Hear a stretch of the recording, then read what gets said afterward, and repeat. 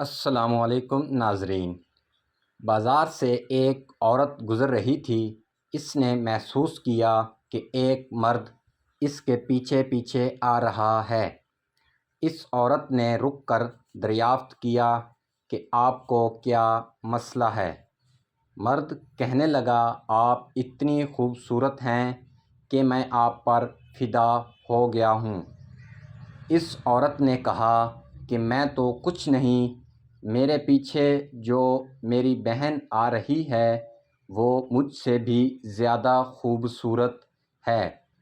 اس مرد نے یوں ہی پیچھے مڑ کر دیکھا تو اس عورت نے ایک تھپڑ رسید کیا اور تاریخی جملہ کہا، جو فدا ہوتے ہیں وہ پیچھے مڑ کر نہیں دیکھتے اور نہ ہی اس طرح کسی غیر محرم عورت کا پیچھا کرتے ہیں۔ ایک عورت نے کسی عالم سے پوچھا، اسلام نے ہمیں شوہر کی فرما برداری اور اطاعت کا پابند کیوں بنایا، جبکہ شوہر کو ہماری اطاعت کا پابند نہیں بنایا؟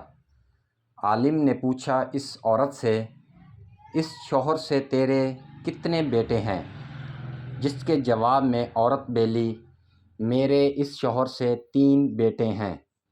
اس پر عالم نے جواب دیا، اللہ نے تجھے ایک مرد کی اطاعت کا حکم دیا اور 3 مردوں کو تیری اطاعت کا حکم دیا ہے۔ تیرے ساتھ اچھا معاملہ کیے بغیر وہ ہرگز جنت میں داخل نہیں ہو سکیں گے۔ عالم نے کہا، اب تو ہی بتا زیادہ پابند کون ہے؟